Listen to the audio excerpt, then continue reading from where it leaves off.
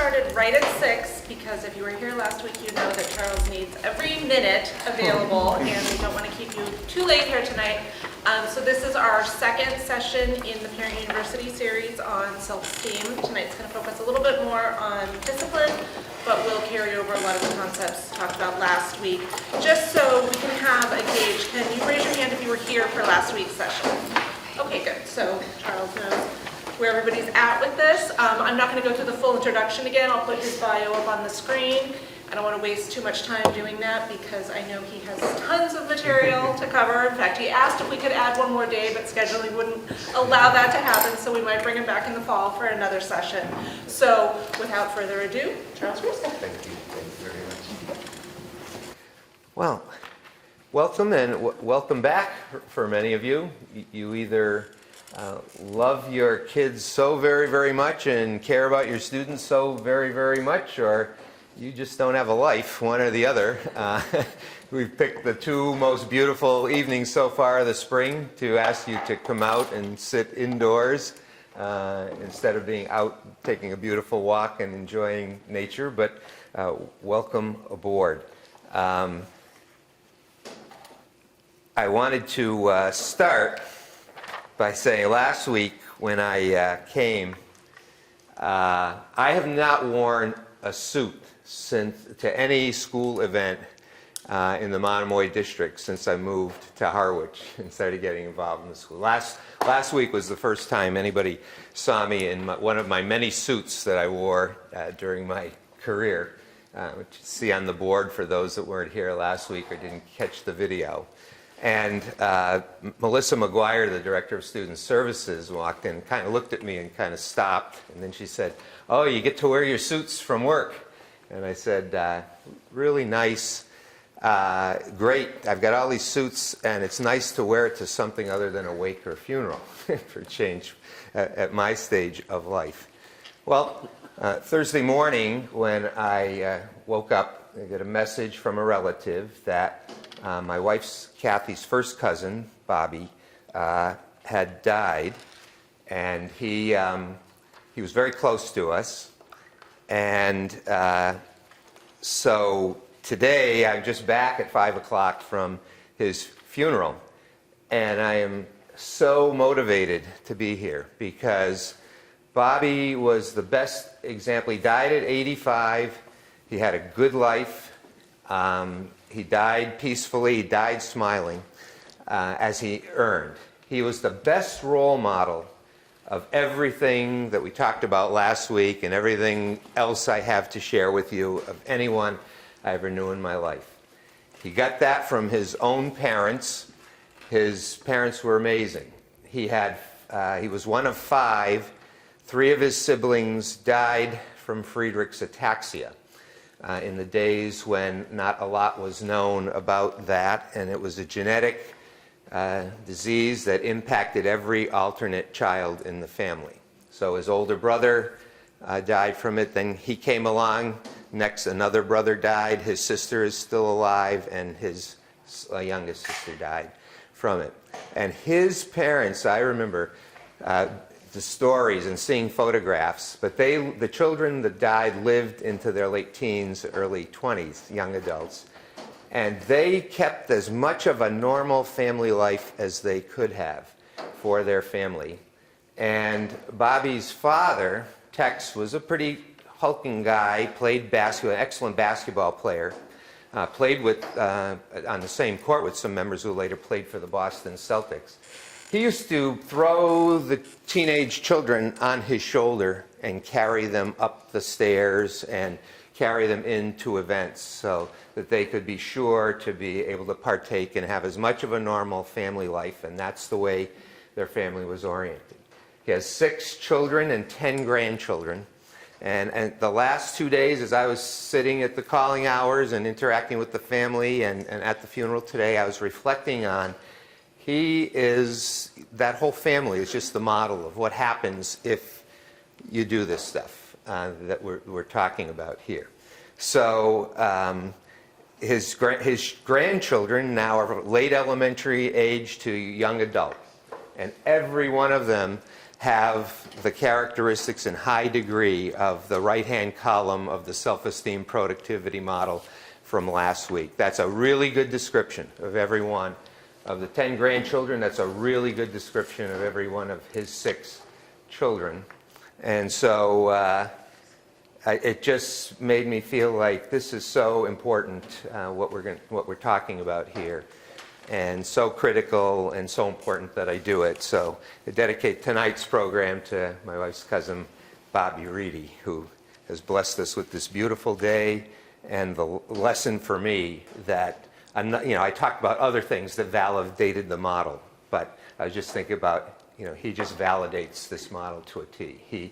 Everything we saw that you do to build self-esteem in children, that really was him. And everything you avoid to not tear down self-esteem, that was him as well. For those of you who were here last week, I'm sure now your families are overloaded with smiles, hugs, and kind words that you've applied all during the week. You hopefully got a nice hug before you left the house tonight, got that oxytocin going, eased all the anxieties of the day and the stresses of the day. And I want to say, you may or may not have gotten much of a reaction for what you're doing, because remember, these things take time for some children. Other things is that different children have different appetites. So some kids thrive off of a little bit. They just need that little bit to keep going, and others just really need gobs and gobs of it. In my family, oldest daughter, once a week, that seemed to carry her through the week, just to hear something positive, smile, hug, kind word, carried her a long way. And our other daughter needed multiple applications per day just to hang in there and survive. James Dobson, who I quoted from last week, he used to say that kids are born with temperaments, and they're either compliant or defiant. We had one of each in my family. They say oftentimes when there are 2 children in the family, one is compliant and one is defiant. And I can tell you that when the first one is compliant and the second one is defiant, that's a tough one, because you're all geared up for an easy ride, and the ride isn't at all what you thought. And you have your degrees in psychology and counseling and saying, I don't know what to do here. This is over my head. How am I going to deal with it? I got all these degrees and I don't know what to do in this situation. Well, thank goodness for the Gilmore course that I took, and information I'm trying to pass along in these lectures. Don't judge, important message, don't judge the impact of what you're doing by what you see in your children and what the response is. Because what you cannot see is what's going on in here. And there's always something going on in here, no matter what you see on the outside. So you have to be careful and not say, oh, this isn't working, this is for the birds, it's not getting anywhere, you have no idea what's going on inside. Just like the student I had that I told you about last week, a student that I had counseled, I'd given a birthday card to. I really didn't get very far with him, but when he died, tragically, his mother said, he didn't save anything, but I found his birthday card when I was cleaning out the room. It must have meant something to him. If she hadn't shared that with me, I'd have never had a clue and, gone on with my life as if, I just never had any impact in any way. We're all having an impact. And teachers in the room, you have no idea the impacts. And when you get to really be veterans and then retire, and then you run into former students and they'll tell you about the impact, you want to say, why couldn't you have told me that when I had you in class? Because I could have gone to work with a smile and a whistle every day, and the paycheck wouldn't have mattered. It's just that I just loved what I'm doing so much, because I went into this to make the world a better place for you. And I never knew whether I was or I wasn't. So we don't always get those signals. Where it's especially difficult is when we're talking about adolescence. And before we leave this chart, just as I said last week, the best of all the experiences that I have 51 years of parenting at all ages from birth to 51. And repeating the cycle with grandchildren who are in the sweet spot, 12 to 18. So we will jump to the next slide if we could, Joy, and we'll talk about adolescence. That's a tough period of life. Many people think it's the toughest period of life. And in adolescence, what happens is it's sometimes hard for kids to show you what they're really feeling, because what's supposed to be happening at adolescence is a break for independence. And it's time for the child to start to break away from parents. I remember I told you last week the main role of parents is to get their children ready to live without them. And where that break really you should start seeing it is in adolescence. So those of you who haven't gotten there yet, whatever, the ride you took when you had the terrible 2-year-olds, that's going to start again. There's going to be another cycle at 12, but except the person's going to be a lot bigger and tougher and stronger, and it's going to be a whole different dynamic between the two of you. But hang in there, and you will get through it if you keep the love and affection going and keep working at being the most important person in your child's life. The most important person is the one who feeds our self-esteem, the one who makes us feel worthwhile, the one who makes us feel appreciated, the one who gives us security. So adolescence is a really tough time, and the problem we have is, we all were there. Every one of us in this room have been there, and we drove our parents nuts. Our parents, most of us had our parents shaking their heads and wanting to pull their hair out and at wit's end, and we forget that. And that's that empathy piece. Remember, we talked empathy, put yourself in the shoes of the other person. What is it like to be a teenager? What is it like to be an adolescent? What is it like in today's world, which is just almost a whole different ballgame than the adolescence that my own children grew up in? You need a lot of support for that. So I just wanted to share with you a couple of resources quickly that are out there, because we could do a whole course just on adolescence for parents of adolescents are anticipating it. The best thing and it's still out there, the best thing that I've ever come across to understand pre and early adolescence, that ages 11 to 15 age group, is called Learning How to Kiss a Frog. And I have a copy of it on the table up here. It's in a white cover. This is an older version in a green cover by James Garman, and it's published by the New England League of Middle Schools. And we bought a copy of this for every one of our middle school teachers when I was a principal in middle school, because it was just the best tool. And as he says in his introduction, he taught middle school, and he had adolescent children at the time that he wrote the monograph. And he said, I've concluded, after working 20 years with early adolescents, I've concluded that perhaps the most important thing we can do for early adolescents while they're going through this stage of life is simply learning how to kiss a frog. That's what they're like. Long legs, greasy, awkward, and never seemingly knowing where they're going. Yet, over this critical period of time, they're going to need adults who are willing to kiss them anyway.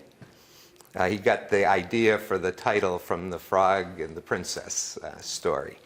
And he says, it's imperative for us who work with them to remember that these frogs are not going to be frogs forever. This too will pass. They're going to move out of this awkward stage and become beautiful people as long as someone is willing to kiss them while they are frogs. And he goes on to say, a great deal of this awkward, inconsistent behavior is not the result of poor parenting or schooling, but rather from critical, physical, intellectual, social, and emotional development that requires difficult adjustment on the part of both adult and child.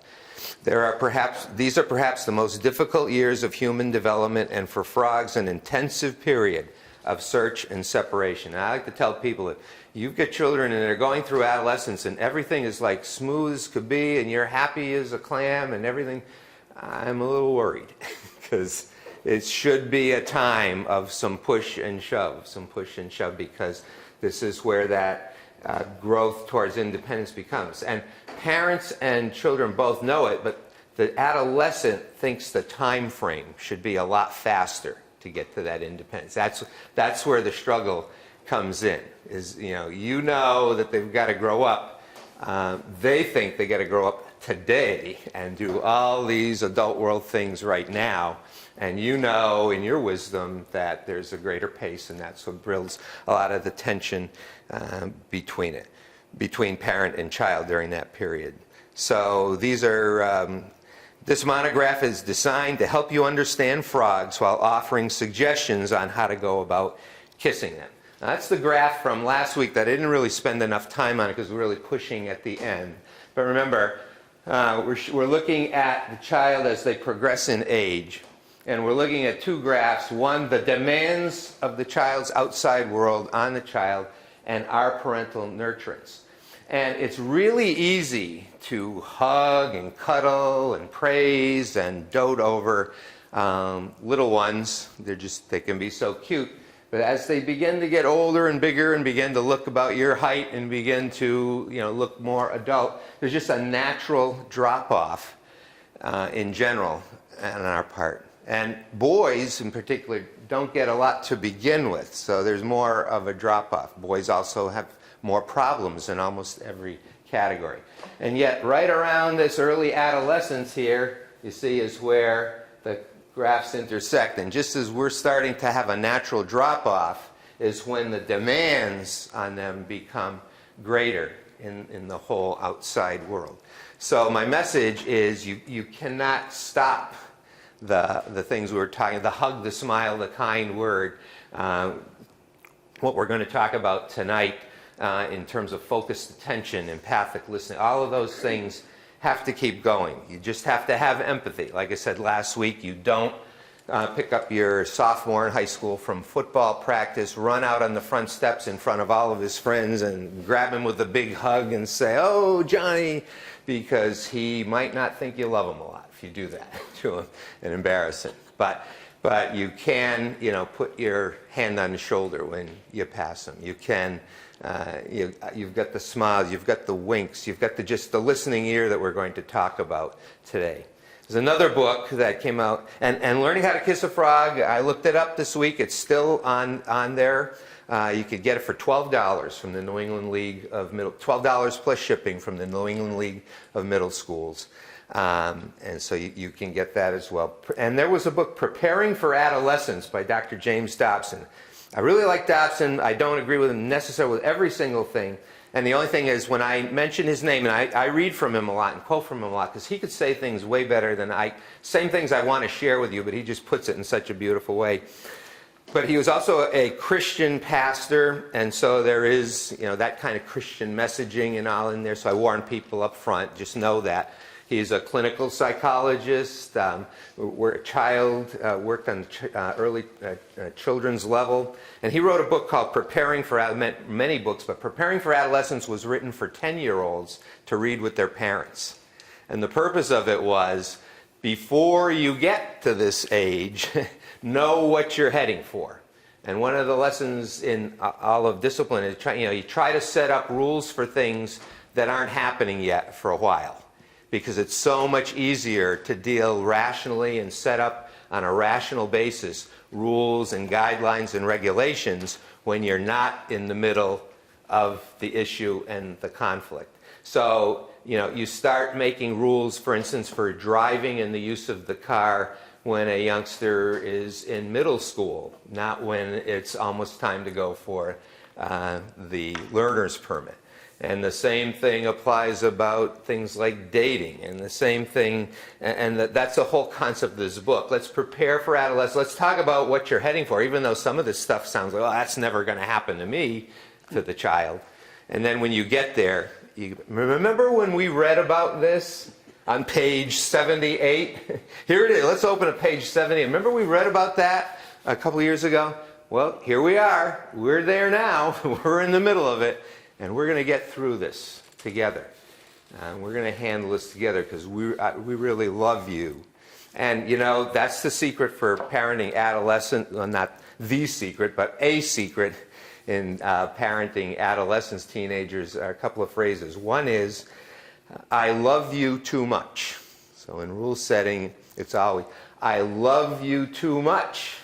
To say it's okay for you to do that, to give you the okay, to give you the proof. I'm sorry, but I love you too much. And the other is, I trust you, but I don't trust the situation. So there's two phrases to lock in the back of your mind to use when there's a loggerheads over the time frame of when your child is ready for something, and when you know that they're ready for something or not. Those two phrases will get you a long way.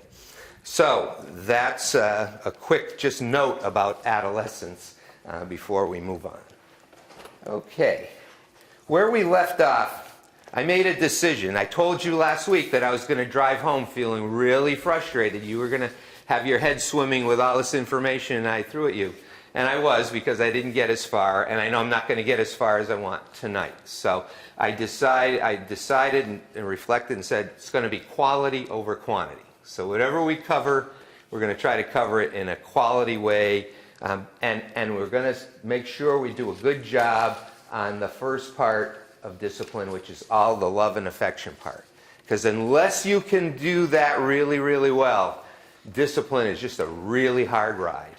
But if you can do this part really well, the issues that you'll deal with will be much less significant, more minor, more easily resolvable, and your children will more likely see them in the context of loving action on your part rather than something to cause further rebellion and headbutting.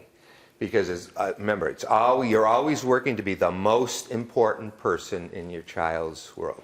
And when it comes to discipline, you don't want to discipline by control. At the youngest years, you're disciplining with a lot of control. You're bigger, stronger, and control the whole world. You can pick somebody up and move them out of a situation. You can stop things from happening. But the only quality discipline is self-discipline, and that comes from influence. And you don't influence anyone unless you are an important person to that child or other human being. So all we're talking about here, we want to make sure we get really solid this ability, all the behaviors that make us the most important person to someone else. So let's go back. Let's go back to the self-esteem productivity model. If you weren't here or didn't see it in the video, remember, if this is what we want for our children and students, all we have to do is work on this. Very easy. Now I've simplified the whole thing down to building self-esteem. And the key to that at home are your child perceiving that you show these qualities, which are a combination of love and discipline. Love and affection and discipline. So to do that, next slide please, Joy. The magic triad, the hug, the smile, the kind word, focused attention, empathetic or empathic listening, and preserving self-esteem by avoiding criticism and utilizing rational discipline. And the key questions always being, how did my actions affect my child's self-esteem? How would it feel to be my child? Before we move back to the kind word, one note. I told you last week I had mentioned something about applause. So applause belongs in homes and schools. It's also a self-esteem builder. I didn't know where to fit it in. It could be a part of so many of those things. I didn't know whether that's just like a smile, the hug, or whatever.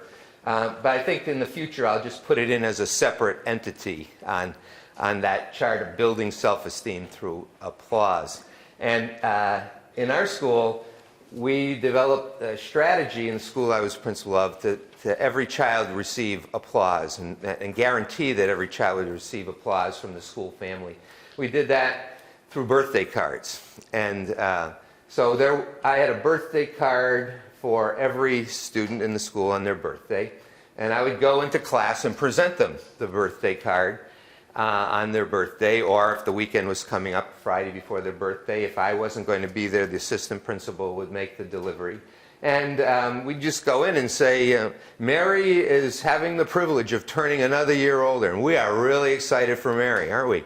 And let's give Mary a big round of applause because she's having this great... And so the whole class would applaud and Mary would get applause. And then every month we had our monthly assembly where we recognized kind actions, I lack actions, I am lovable and capable actions.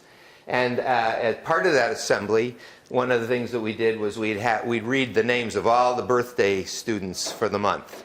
And we'd have them stand and the entire school, all the students and faculty would applaud. So we guaranteed applause of the entire school body for every student in the school at least once a year. But I never realized how important this was. Now, the summer birthdays, I used to mail them a birthday card in the mail. I'd get my box of current birthday cards, carry them with me wherever I was in the summer, have the list of birthdays, have my roll of stamps, and get the birthday cards and mail the summer birthday cards in the mail. And I thought that was pretty cool. And one day I'm presenting a birthday card in a 5th grade class. Now, this was my last school, so it was a K-5 school, and the 5th graders, they're the big kids in a K-5 school. You know, they're the ones that you think if anybody's going to think something's hokey or something's, it's going to be the 5th graders in a K-5 school. It's going to be the 8th graders in a 6 to 8 school, you know, whatever. And that boy last week, the birthday card boy that I told you about last week, he was an 8th grader. And that's why I didn't think the birthday card would probably be something that he'd get and say, yeah, toss it away, you know, but never did. So I'm presenting a birthday card, and I'm standing up in front of the first row of students and doing the card, and I'm going to present it to this other student. And the boy sitting in the desk in front of me looks up at me and he says, when am I going to get mine? When am I going to get mine? And I said, what do you mean? When is your birthday? And he said, July something. I said, well, you know, you're going to get yours in the summer in the mail. I'm going to mail it to you, and you're going to get it at home. And he said, no, when are they going to clap for me? And I realized that we did not announce the summer birthdays at our June assembly. So from that moment on, we started the practice that the June assembly, all the summer birthdays were announced so that the summer kids didn't get left out, that everybody got the entire school to applaud. But thank goodness I can't even remember his name, and he was a problematic child to me. He was a frequent flyer for me, but he taught me a great lesson. When am I going to get mine? So it really means something. So I pass that along to you and share that with you. And I told the group last week, if I was ever teaching a course to principals, I would, one of the first things I'd tell them, if you don't do anything else, have a birthday card for every one of your kids. Put a little quick personalized note in it. Really easy to, the secretary set them all up, have them ready for me, ready to go, and I would put in a note, you know, hope you have an amazing birthday. Hope you have many happy returns. Always in ILAC, Mr. Grushka, big smiley face, kind of a model of what I'm going to teach you of the effective note writing. So, the spoken word, a couple of other things that I didn't mention last week is we have to learn to talk to kids and our other family members just like we would talk to our adult friends or comparative strangers. Because one thing that happens is, in a family, it's almost like, well, they can't really just get up and walk out on us and stop being a part of our life from that moment on if we hurt them with our words. So you wouldn't tell a good friend, you'd be very careful of the words you would use to a good friend because you wouldn't want to lose that friendship and all of a sudden just be written off and out of the game. But we oftentimes can verbally take, we just can verbally abuse people within the home because they can't leave us. They're going to be there tomorrow. Still going to be my child tomorrow. Still going to be my spouse tomorrow. Still going to be my partner tomorrow. So we have to be very careful about that. And I'm as guilty of it as anyone. And we might have other kids from the neighborhood playing in our yard, and they might throw the frisbees in my prize flower bed. And if it were my own child, I might say one thing to them, and with the neighbor's kids, I would go in the flower bed, pick up the frisbee, and say, "Here's your frisbee back," and just not make an issue of it. But that's because I don't want to have a problem and lose my neighbor's friendship and lose the friendship of that child for my child. But I would speak maybe differently I would speak differently, knowing me, to my own children. Criticism lowers self-image. It always leaves a scar. And we started to talk about the written word last week, and why that's so powerful. So, most powerful form of building self-esteem is through putting it in writing, because of the three reasons: that it's a form of giving. You can envision the writer sitting down crafting that took time from their life. It's permanent.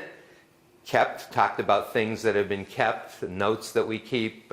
We don't throw them away. We cherish them. We want to look at them again. Because they make us feel good. They give us that boost, that shot in the arm. I didn't bring all my cards and letters from my retirement. I toyed about that. I should just bring them in the stack that I haven't looked at since I retired. But it's sitting in my basement in case there's ever a day that my self-esteem is totally shattered.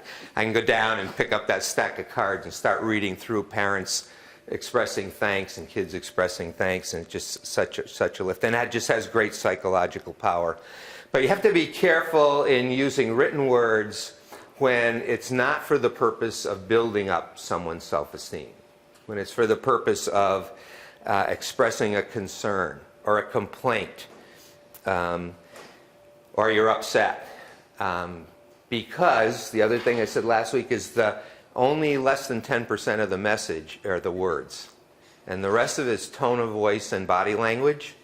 And the danger in the note or the text or the email is that I have seen so many of them misinterpreted. And I have misinterpreted in my own life. And I have been misinterpreted many times in my own life, because someone didn't see that I was writing this with a sense of caring, a sense of wanting to help a situation.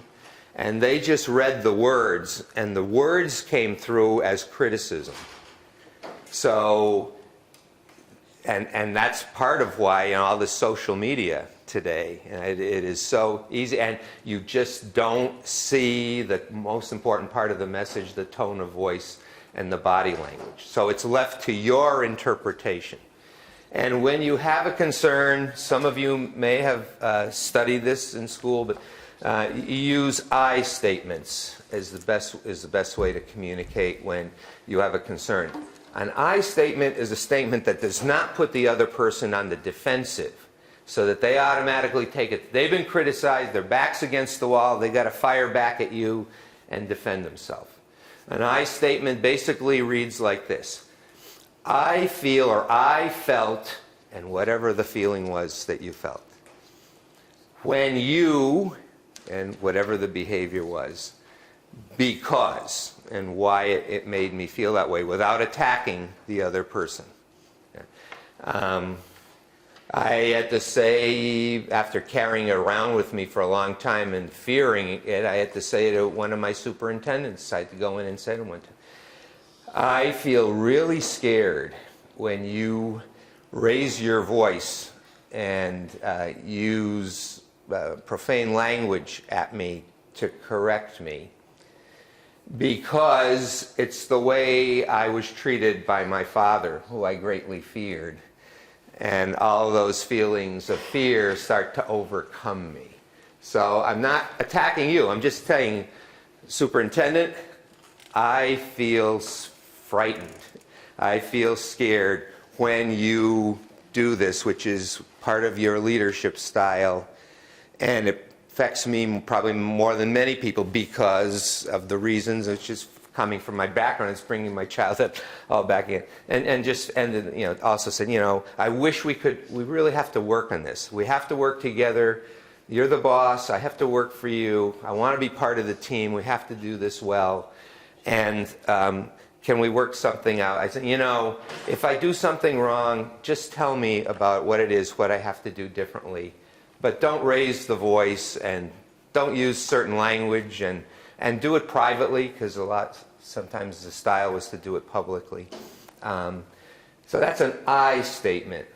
I could have gone in there and said, you're the worst superintendent I've ever worked for. I don't know how anybody's ever worked for you. I don't know how you get this job in the district, acting like that towards me and my peers, And that's not the way most superintendents are, by the way. So calm down superintendents that are out there. But in this case, it happened to be. And this was the best superintendent, by the way, I ever worked for. And no superintendent ever cared more about the kids than this one, of all the ones that I worked for. And was demanding of us and said every decision we make is based on whether it enhances the well-being of the kids or it doesn't. Every decision should be made. So I had great respect for that. It's just I couldn't deal with that particular style. So if you have to deal with someone who's really bugging, there's something really eating away at you about another person, and it's just usually what most people do, they go and complain about it to somebody else, which doesn't solve anything. Or they just keep it to themselves. That doesn't solve anything. And by keeping it to themselves, the person who's causing the problem gets no feedback at all, no idea that they're problematic. And so they keep repeating the behavior because nobody has ever said to them that that's a problem for all these different reasons. And the problem goes on and on. So takes some courage to try it. Took a lot of courage for me to try it when I was first doing it, but it paid great benefits, and I share it with you. So when we talk about the written word, the power of the written word, I'm talking about positive stuff that builds the worthiness of other people. That's a powerful way to do it. It does not have to be a long letter. Many people, as they went through school, the skill that was hardest for them or they disliked the most oftentimes was writing. A lot of people don't like to write. People say, I'm not a good writer. It's not a very lengthy thing that has to be written, note to be written to be effective. It needs 3 components. 1, a reference to a specific act or accomplishment. 2, compliment the person as a total person. So remember we talked last week, just don't praise the behavior. Praise the child along with the behavior. And an affectionate expression of love at the conclusion. And don't be afraid of superlatives. Now, I happen to have a near perfect example of a note like that here, written by many years ago by my daughter. And all I have to do is find the folder that I put it in. Here we go. By the way, these are 2 notes that I saved that I talked to you about last week from my own father and the toughness that he could be. But one was February 18th, 1998, and one was April 3rd, 1998, a year before his death. But thank God he wrote these. And I, at least once a week, pull these out. You can see how frayed they are because it reminds me of how much my father loved me, despite the message that I was receiving from his more typical or frequent behaviors on his part. Here's a letter written by our daughter, Mary Ellen. She was, I'm going to guess, between 7 and 8 years old at the time, maybe closer to 8. Dear Dad, written on a scrap of paper. Thank you for making popcorn last night. There it is. There's the accomplishment. And it felt so good just to be thanked. I mean, it was just a cool thing to do for the family. You made the kitchen smell like the movie theater. There's another part of the accomplishment. So I made popcorn. I made the house smell like a movie theater. The next sentence is not necessary part of an effective note. She says, in fact, I think you should work in one. And there were many days during my career that I wondered, why am I not just selling popcorn in the theater instead of what I'm doing and taking all of this kind of grief and on top of all this responsibility. So, and she ends at love and lots of kisses, signs her name, and puts XO, XO, XO, XO, XO, XO, and more. Okay, so there are the 3 elements.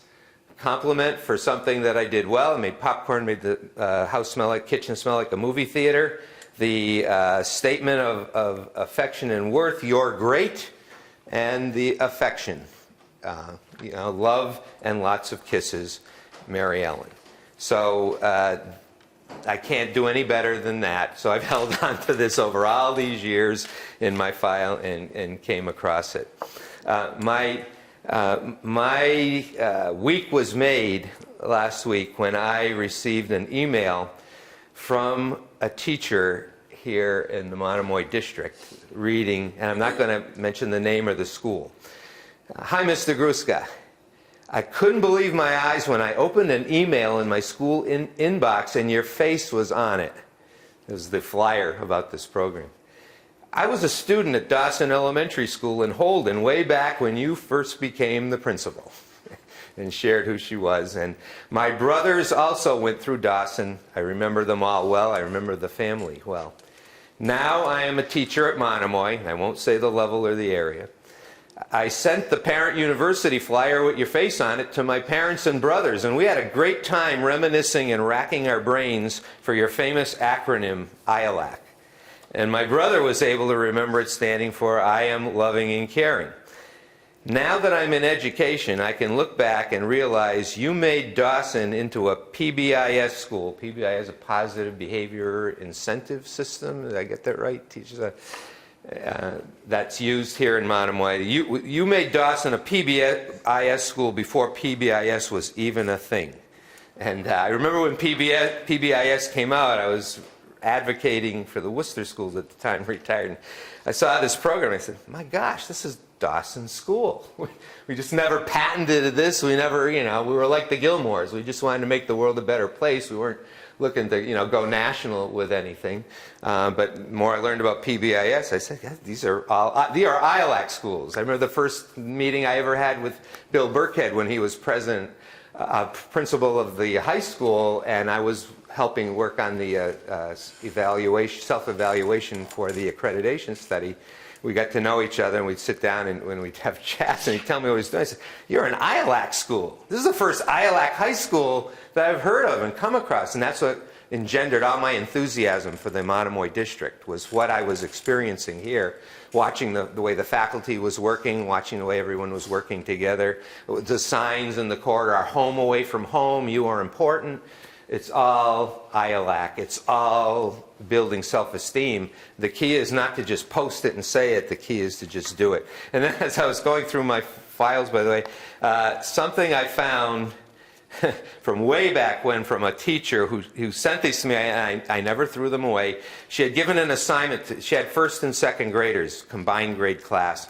And the assignment was write a letter to your parents about the highlights of the year for you so far. And she thought I might want to see these three. One's from a first grader. Dear Mom, I am glad that I went to this school because I like Mr. Gruska a lot. Mr. Gruska is very nice to me. One time I sent a letter to Mr. Gruska. And then the student went on and said, I want you to give me 2 quarters for snack at school because I like fruit roll-up. In other words, Dear Mom and Dad, I really like Mr. Gruska for a principal. He is extremely nice. And goes on to say other things in school. Dear Mom and Dad, our principal, this is a first grader learning to write, our principal is wonderful because he is nice to the school. He pays the accordion. And that. Another, when the kids, when the former students run into me, the first question is always, you still play the accordion, Mr. Grishka? They love music. They really respond. And I always tell people the reason I like music. Music is what feelings sound like. Listen, watch any of your favorite TV shows, movies, or anything, but eliminate the music. Whole different ballgame. It's the music that takes you through the emotional role. Well, the kids really respond to music, so we used to use music as much as we could at our school, and I had a 4th grade teacher who played the piano and was a former music teacher, and we just used whatever talents we could put together to sing together and play, and I'd play at the monthly assemblies, and we had song. The kids would sway back and forth, holding each other, singing school, songs we'd written about that were about ILAC. I came across an article, a recent article on research. I think is very important here as well in terms of the written word. One of the things that's becoming a lost art is writing the thank you note, or just plainly expressing thanks and gratitude. And there's been a lot coming out in psychology, especially since COVID, over the fact that, to pull yourselves out. There's a lot of studies showing that expressing gratitude and thinking about the things you're grateful for has tremendous therapeutic psychological impact. So this was an article, a research article written by a person from the University of California at Berkeley, whose area of expertise and her doctorate is social and emotional learning and behavioral psychology. how gratitude can help with students' anxiety. Often overlooked, gratitude may be a powerful way to boost high schoolers' well-being, a new study found. And I'm on the high school council, and we're really concerned about a lot of things about the high school students and where they're at right now, and their behaviors and attitudes. A new study suggests that an area of SEL, social emotional learning, that has often been overlooked in the past could be key to building community and resilience in students: gratitude. In a study published in a Journal of Positive Psychology, Giacomo Bono and his colleagues found that when high schoolers are taught about gratitude and given opportunities to practice it, they show improved mental health and wellness. Based on these findings, the authors argue that incorporating gratitude can be a relatively easy, low-cost strategy to help students thrive. Across 2 urban high schools, 6 classrooms, 152 students participated in lessons and activities to learn about the science of gratitude, what it means, how to practice it, and the benefits it can bring for 6 weeks. Additionally, students were given access to a gratitude web app called GiveTHX that functions somewhat like a private social media network. Now, we're going to be concerned about a lot of social media, but this is a positive use of social media. The app allowed students to express thanks to their classmates and teachers in a low-pressure, authentic way whenever and however they chose. What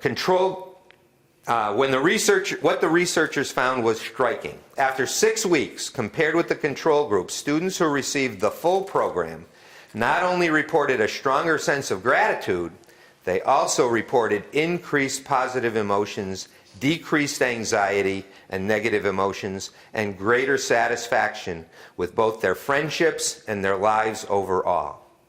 In other words, learning about and practicing gratitude seemed to significantly improve these high schoolers' social and emotional well-being. Further analyses showed that students who received both components of the program gave thanks more often, more intensely, and to more people compared to students who only used the app, indicating the value of including classroom lessons as well. And I know in our district, as part of the social emotional learning curriculum, these are the kinds of things that people are building in. Parents need to know that and appreciate that and support that in terms of the teaching for their students. Sharing gratitude seemed to be key. The more students said they expressed thanks to others, the more they showed improvements in a range of SEL, social emotional learning competencies, including emotion regulation, motivation to achieve, kind and helpful behavior, teacher and peer relationships, and sense of meaning in life. Altogether, this study provides compelling evidence that teaching high schoolers about gratitude and encouraging them to practice and express it on their own terms in ways they're comfortable with, like on social media, can help them become happier and improve their mental health. Many previous gratitude programs were not tailored to adolescents in these ways, and thus may not have felt particularly motivating or meaningful to young people.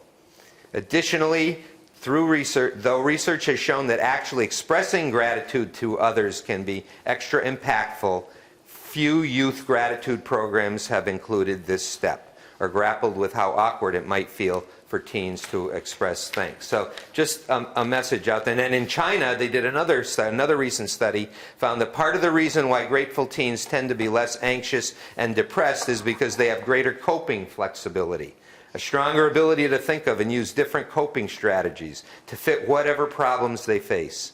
It's difficult to imagine a more opportune time than now for youth to develop flexible coping and emotional resilience. So just a message out there for where our kids are at, and just the power of expressing thanks. Now, before we leave the smile, hug, the kind word, I know there are many days where you get to the end of the day and you say, I couldn't find anything. I couldn't find anything in Johnny or Mary or whomever today to want to hug them about and praise them about, or smile at them for. I like to frown and put my angry face on. I just couldn't find anything. I don't know how to say. Or the same thing in school. That that child just gives me nothing to smile about or want to praise or want to hug or whatever. And yet it's so vital and crucial. Remember, the child who's hardest to hug is the one who needs the hug the most. The child who's hardest to praise is the one who needs the praise the most. So the advice that I give is when you have a day like that, look in at your child at bedtime when they're asleep. I don't care how devilish a person may be during the course of the day. When they're asleep, we look angelic. I think Vladimir Putin probably looks angelic in his sleep. Okay? It's just the way it is. So I advise, look in at your child when they're asleep. Sit back and think about, what have we been through together? What have I given to you? What have we struggled with together? What paths have we traveled together? Teachers, I used to, in school, if kids were all working on a written assignment, or something where they were all occupied individual work, I'd like to just sit back at the desk and look at that students that I really struggled with and kind of just focus on them and what is our life like, and a whole set of feelings come over you when you do that. And then take the next step with your child. You're looking at them while they're asleep, and you say to yourself, after you think about all the struggles and all they put you through, think this to yourself: and what would life be like if you didn't wake up in the morning? There are thousands of people in the world who have lost the child to death. We've experienced that in our own school community this year. We know how that impacts people.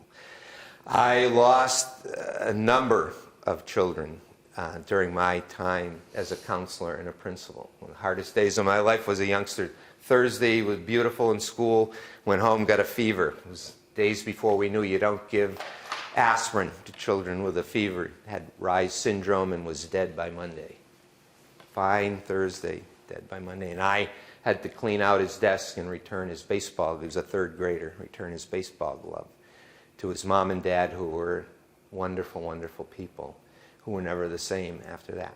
These people look at us complaining about our kids, bad-mouthing our kids, putting our kids down, talking about what a pain our kids are. They get so angry with us when that happens. They would give their right arm or left arm for 15 more minutes just to have their child back. Just for 15 minutes to tell them how much they love them and to hug them and to give anything. So that's a tool that I share with you for how you, when you're really at wit's end and you really say, I can't put up with this anymore, I offer that out to you as a way to be helpful. I have other readings I could read to you that were written by parents who lost their children, but I think the point has been made and we need to move on. Let's move on to the next, if we go back again, Joy, to the, let's go on to focused attention. This is not something that I learned from the Gilmores. This is something that I learned from two teachers from Virginia who came to train under Dr. Gilmore, and when I was assisting Dr. Gilmore one summer, and they asked me if I had ever heard of Dr. Ross Campbell, which I had never heard of Dr. Ross Campbell, and he wrote a book called How to Really Love Your Child. And there was a chapter in this book that really, really struck me, chapter 6, How to Love Your Child, Focused Attention. Focused attention is pretty much quality one-to-one time with each child. And he defines it this way: focused attention is giving a child our full, undivided attention in such a way that he or she feels, without doubt, that he or she is completely loved, that he or she is valuable enough in his or her own right to warrant parents' undistracted watchfulness, appreciation, and uncompromising regard. In short, focused attention makes a child feel he or she is the most important person in his or her parents' eyes. Now, way back in the day, there was Governor Ed King was governor of Massachusetts, And he commissioned he started a commission on family. And they were curious, and this was in the Boston area, and this was in the days when men were the breadwinners, and you were identified by what accomplishments you achieved in life if you were a man. And they wanted to see how much quality time dads were giving to their children at home. So they wired up the dads with wireless mics, in which they could then record all the interactions of the dads during the course of the day. And you know what they found way back when? They found that the average dad in the suburban Boston area spent 39 seconds a day in quality interaction time with his children. An average of 3 interactions, average of 13 seconds per interaction. That's an interaction of like, what's for supper, what's for homework, those are not quality interactions. It was, something of interest to you that I want to be interested in. That was eye-opening. It was shocking. Then the studies advanced, and then it was up to 8 minutes a day by around the turn of the century here. And I looked up, what is it like today? So one study has actually studied many countries, maybe 25 developed countries around the world. The United States is not in the top category. The finding is the average. Now, this is not even quality time. This is just time spent with children per day. Now, remember, there are 168 hours in a week. There are 1,440 minutes in a day. The average amount of time university-educated moms spend with their children is 120 minutes a day in America. The average amount of time university-educated dads spend with their children is just 85 minutes a day. Now that's out of 1,440 minutes a day. Non-university educated parents spend about 20% less time a day with their children than university educated parents. It has the graphs of all different countries. And by the way, and then it also has a graph of ratings of happiness in countries based on things where children were thriving versus percentage of children struggling. And they used that to define a happy country. And the best country in the world they found was Denmark. And Denmark also had the highest amount of time spent per day by parents with their children, coincidentally. The United States is well down the list in both categories. So I then found a study from London, a recent study, and a survey of 1,000 British parents that found that the average parent spends a mere 5 hours per week communicating face-to-face with their children. And England was much higher than the United States on these graphs of countries across the world, and they were bemoaning the fact that it was only 5 hours a week. But a new survey calculated that Americans are enjoying just 37 minutes of quality time as a family on weekdays. 37 minutes. So we've gone from 39 seconds a day for dads to now 37 minutes a day for American families. And Campbell tries to talk about, what is the prevent. Now, by the way, this is my hardest piece for me. This was my hardest piece as a dad. This continues to be a hard piece for me because remember, I'm a perfectionist, so everything I'm involved in has to go so well. And so when I was a working dad with children, I put so much focus and priority on my job and less on the family. So this is a hard one for most people, and the reason for that is priority setting and where we put priorities. And when you think of how many minutes and hours there are in a day, and how many minutes, do your own calculations we're spending with our children, it can be eye-opening. And that's because we put importance on so many things. And I was saying to one person before the session started tonight, if you take on the responsibility of bringing a child into the world, that is from that point on should become your most important priority, your most important focus. And that's why last week I said the most important job, and I don't care what you do, If you're a parent, the most important job in the world is your role as parent, and you should put that first before anything, and you should, at the end of your life, want to know how people are going to talk about you as a parent, and how your children are going to talk about how they perceive you as a parent, than anything.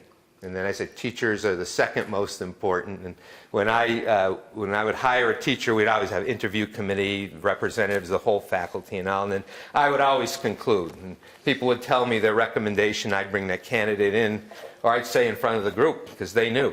If I hire you, first thing I'm going to do is I'm going to give you a key to the building. Because you're going to want to get in this building when the custodians aren't here to open up for you, because that's the way we work around here. Because after your family, the students of Paxton Center School, the students of Dawson School are going to be the main purpose for your existence. Now, you may love to play golf, and you may love to play tennis and swim and fish and travel and all, but if that's more important than students of our school, then we're not looking for you here. We're here because we have the second most important role in the world. We take that serious. So it's a matter of priorities. Stephen Covey, who I'm going to talk about in a second, wrote a book called First Things First, a time management book, whole different way of looking at time management. And what he defines effective time has had a big impact on my life, and I've changed my life, and I use his thing. I talk to myself in terms of his terms to help me with this area. Of course, it's kind of real late because my kids have grown up and left the nest. But he says, effective time management is not prioritizing what's on the schedule. It's scheduling priorities. It's not prioritizing what's on the schedule. It's scheduling priorities. Now, see, most of my life, the schedule was everything. I had to clear my desk. I had to take care of everything that came across my desk. I had to deal with everything that came up. And what was in second place would oftentimes be my family and my children, so that I could not have any mess-ups at my work. But, I've come to change my life, and now I say, what's the most important thing I have to do tomorrow usually in terms of an impact on somebody else? It usually involves other people, because that's what tend to make things important. And make sure that I do that and learn to go to bed not having a lot of other things done, but taking care of, responding to people's needs. And I'll tell you what woke me up. My younger daughter was a teenager, and I can picture it to this day, and I'm sitting at the desk I had at home to do my work from work. And I used to work about a 60-hour week, and there were probably only 15 days of the whole school year that I didn't do something related to my job. That's how compulsive I was, and perfectionistic perhaps I was. And one day I'm at my desk, and I said something to my daughter about something, or maybe we had a little disagreement about something, I don't know. And she looked right at me, and she turned around and she said, "Dad, you are never home. When you're home, you're at that stupid desk doing that stupid schoolwork. So don't tell me you care about me." And I can picture her pointing at me and and my mind is going, and I'm saying, I can't say anything to her because she's 100% right. She's nailed me right where I needed to be nailed. She told it better than anyone could say. I almost needed to hear it from her to change it and try to start making some decision to stop abusing that way. So focused attention, quality time. And we made up this term, quality time. I'm such a busy person, and we're running around like crazy, and I got such an important job, and I don't have a lot of time for my children, but the time I have is quality time. What psychology and research is telling us is it's quantity of quality time. Quantity of quality time. So don't worry about prioritizing what's on your schedule. Schedule your priorities. If you're a parent, your priority should be your family and your children. The greatest contribution you will ever make to the world is sending a competent and caring adult out into the world from your work as a parent. And if we can reinforce that as educators in school, and send people out, then together we are doing the best work for the world, because heaven knows our world really needs it right now. There is a lot of incompetence and uncaring, and there is a lot of psychological illness and mental stress and depression. So anyway, this is why I say we're going to focus on quality tonight instead of quantity, and pushing through the agenda to try to make points that I think are, over time, just means so much, meant so much to me. Let's move on to empathetic listening. In the past, this will be the first time I've ever, out of all dozens of presentations, it's the first time I'm ever going to go into some depth on empathy. I know why I said empathetic. Empathic is the word I often, they mean the same thing. And I'm going to rely on Stephen Covey for this one. Stephen Covey wrote a book called 7 Habits of Highly Effective People. This is my copy. You can tell how often I've been through it, used it. I used this as the textbook for a human relations course that I taught in the Wachusett School District when I was doing professional development work as part of my role as a principal. It's not an easy book that every time I read it I get more out of it. It's not a book that you read the first time and you get it all. But I'm going to refer to Covey because Covey talks better than anyone and better than anything I could teach you about listening and listening skills. So in the past, what I used to do is just talk about how important listening was, and empathic listening is not listening with just your ears, but it's listening with your eyes, it's listening with your mind, it's listening with your heart. It's listening not just to hear the words the other person is saying, but to try to determine what the feelings are that the other person is experiencing at the time. And one of the biggest things that we need in life is someone to listen to us. All of us, every one of us needs a caring listener somewhere in our life. And if you have a caring listener, you're truly blessed. And so Stephen Covey had these 7 principles of highly effective, 7 habits of highly effective people. And habit number 5 is what he thinks is the most important thing that he knows about communication and the most important principle in psychology. And it's seek first to understand, then to be understood. And as we go through this, you're going to see that most of the listening that we do, we're really getting ready to say something back and have our point of view understood. And we're not really listening all the time to what the other person is saying and trying to communicate to us. And that can make all the difference in the world. And most of us are not good at that. Most of us are born able to hear. Very few of us are born able to listen well. And so what I'm going to do, I've gone through for hours this one chapter that I used to refer people. I knew people, they're not going to run out and buy this is still available out there in used copies.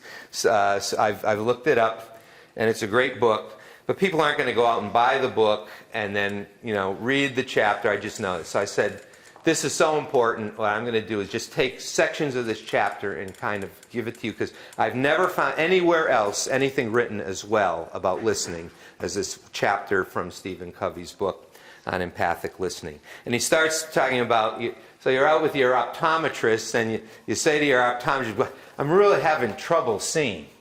And the optometrist takes off his glasses and he gives them to you and says, here you go. And so you put the optometrist's glasses on. Oh, this is even worse. This is awful. He says, well, what do you mean? They work for me. And now think about this in terms of someone comes to us with an issue, and what's our first inclination? We want to just solve the problem from something that worked for us. And the point is, he says, you would never be considered a good doctor if you didn't diagnose before you prescribe. But this optometrist was prescribing, and his point is, he thinks we do this all the time. He says, communication is the most important skill in life. We spend most of our waking hours communicating. But consider this, you've spent years learning how to read and write, years learning how to speak. But what about listening? So those are the four main areas in this important skill of communication: reading, writing, speaking, listening. We get all kinds of training in reading, writing, and speaking. We don't get training in listening. Just like we become a parent without training for the most part. And that's why, by the way, now you have gotten far enough that you all have your master's degree in parenting from Parent University, and you're working on your doctorate now. So stay with me, student. Don't leave me now. What training or education have you had that enables you to listen so that you really deeply understand another human being from that individual's own frame of reference? Seek first to understand involves a very deep shift in paradigm. We typically seek first to be understood. Most people do not listen with the intent to understand. They listen with the intent to reply. They're either speaking or preparing to. This is another area of weakness for me. And I've had a whole master's degree training. I told you last week, this was the focus of the master's degree program in counselor education, how to be an empathic listener. I mean, that was the goal. If you couldn't do that, you couldn't really be a good counselor. And my fellow students and I, we really struggle with this, and it's still a struggle in our own families, or at least in mine. They're either speaking or preparing to speak. They're filtering everything through their own paradigms, reading autobiography into other people's lives. Oh, I know exactly how you feel. That's one thing we say. Or, I went through the very same thing. Let me tell you about my experience. Okay? Then picture interactions that you've had now. They're constantly projecting their own home movies onto other people's behavior. They prescribe their own glasses for everyone with whom they interact. If they have a problem with someone, a son, a daughter, a spouse, an employee, their attitude is, that person just don't understand. Doesn't understand. A father once told me, I can't understand my kid. He just won't listen to me at all. Covey says, well, let me restate what you just said. I replied. You don't understand your son because he won't listen to you. That's right. Let me try again. You don't understand your son because he won't listen to you. That's what I said, he impatiently replied. I thought that to understand another person, you needed to listen to him. I suggested. Oh, he said, and there was a long pause. Oh, he said again, and the light began to dawn. Oh, yeah, but I do understand him. I know what he's going through. I went through the same thing myself. I guess what I don't understand is why he won't listen to me. The man doesn't have the vaguest idea of what was really going on inside his boy's head. He looked into his own head and he thought he saw the world, including his boy. That's the case with so many of us. And when I say empathic listening, I mean listening with intent to understand. I mean seeking first to understand, to really understand. Empathic, from empathy, listening, gets inside another person's frame of reference. You look out through it. You see the world the way they see the world. You understand their paradigm. You understand how they feel. Empathy is not sympathy. Sympathy is a form of agreement. I had sympathy today for the family of Bobby Reedy. Empathy is understanding how the grief they were feeling and what was going on inside of them, and how to be a helpful responder to that. And we find with death, oftentimes it's to say nothing. It's just to be there and to be present. So empathy is not sympathy. Sympathy is a form of agreement, a form of judgment, and is sometimes the more appropriate emotion and response. And it is very appropriate in a case like I went through today. But people often feed on sympathy. It makes them dependent. The essence of empathic listening is not that you agree with someone. It's that you fully, deeply understand that person emotionally as well as intellectually. Communication experts estimate, in fact, that only 10% of our communication is represented by the words we say. Another 30% is represented by our sounds, and 60% by our body language. In empathic listening, you listen with your ears, but you also, and more importantly, listen with your eyes and with your heart. You listen for feeling, for meaning. You listen for behavior. You use your right brain as well as your left. You sense, you intuit, you feel. You know, you're putting yourself in the other person's moccasins, as the Native Americans used to say. Empathic listening is and of itself a tremendous deposit in the emotional bank account. And I get that term from Kai. I love that term. Feeding self-esteem. That's like depositing all these things. Smile, hug, kind word. That's all depositing into the emotional bank account.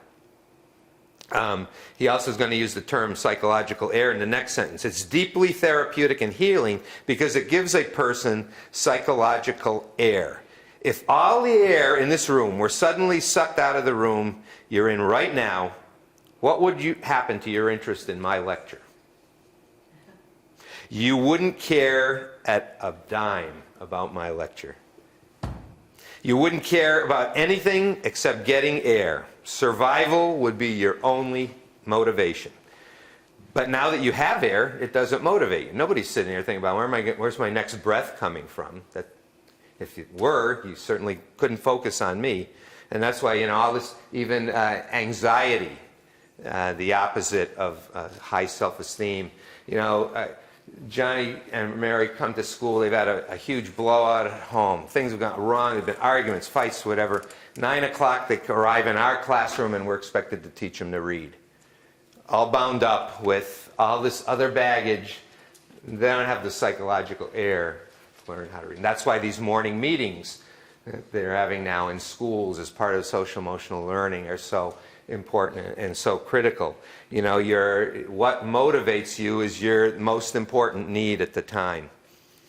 But now that you have air, it doesn't motivate you, and this is one of the greatest insights in the field of human motivation. Satisfied needs do not motivate. It's only the unsatisfied need that motivates. Next to physical survival, the greatest need of a human being is psychological survival.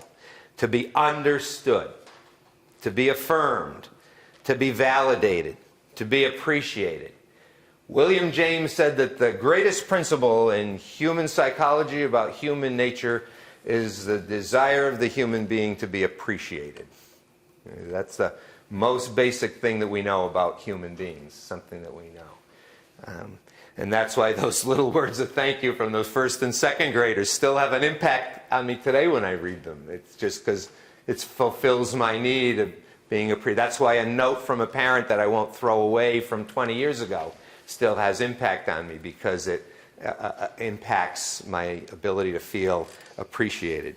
When you listen with empathy to another person, you give that person psychological air. And after that vital need is met, you can then focus on influencing or problem solving. The need for psychological air impacts communication in every area of life. Now, my dad, when I'd visit with him, he'd always say things like, well, you never have anything to say. You never bring anything up. Well, you never gave me any psychological air. I'd sit there and say to myself, well, what's the sense of bringing anything up and say, you're going to tell me what I ought to think anyway, or you're going to tell me that that's not quite right, and I'm going to feel demoralized and whatever. But he really wanted to have that connection, and we do. We want to have that connection with us, and we start it when our kids are young, and it really becomes important when our kids hit that point in adolescence and start moving toward adulthood. If you don't have confidence in the diagnosis, you won't have confidence in the prescription. We usually listen autobiographically. We tend to respond in one of 4 ways. Either we evaluate, we either agree or disagree with what we've heard. We probe, we ask questions from our own frame of reference. We advise, we give counsel based on our own experience. Or we interpret, we try to figure people out, to explain their motives, their behavior, based on our own motives and behavior. Now, what I really like about this chapter of Covey is he actually gives, I learn best by, I say, show me, let me watch you, and then I'll get the idea of what you're talking about. And the reason I always recommended this chapter was because Covey puts into an actual dialogue between a dad and his son. And from a couple different perspectives. One, autobiographical listening first, and we'll see where that leads, and empathic listening afterwards and see if it makes any difference. So what I'm going to do is role play out, and I'm going to when I do it, I'm going to do two things. I'm going to tell you which response the dad is given from those 4 typical ways of responding, and I'm going to show you what's going through the boy's head as they're having this dialogue. So I'll try to throw my voice a little and turn one way when I'm dad, and I'll turn the other way when I'm the boy. And when I point to my head, it just means whatever I say, that's what I'm thinking going in my head. Just like I used to have all kinds of things going on in my head, sitting there with my dad when he's trying to get me to say anything, and I'm just basically talking to myself about things here. So let's take a look at this and the thoughts and feelings that are going through the boy's head based on the kind of typical responding that we tend to do without training in empathic listening. Boy, Dad, I've had it. School's for the birds. I want to talk with you to get your attention. What's the matter, son? You're interested. Good. It's totally impractical. I don't get a thing out of it. I've got a problem with school, and I feel just terrible. Well, you just can't see the benefits yet, son. I felt the same when I was your age. Oh no, here comes chapter 3 of Dad's autobiography. This isn't what I wanted to talk about. I don't really care how many miles he had to trudge through the snow to school without any boots. I want to get to the problem. Okay. I remember thinking what a waste some of the classes were, but those classes turned out to be most helpful to me later on. Just hang in there. Give it some time. So he's advising. Okay, that's one of the 4 autobiographical responses. The boy's saying to himself, time won't solve my problem. I wish I could tell you. I wish I could just spit it out. I've given it 10 years of my life. Can you tell me what good X plus Y is going to do me as an auto mechanic? An auto mechanic? You've got to be kidding. Now Dad's evaluating. He wouldn't like me if I were an auto mechanic. He wouldn't like me if I didn't finish school. I have to justify what I said. No, I'm not. Look at Joe. He quit school. He's working on cars. He's making lots of money. Now that's practical. It may look like that now, but several years down the road, Joe's going to wish he'd stayed in school. Oh boy, here comes lecture number 16 on the value of an education. You don't want to be an auto mechanic.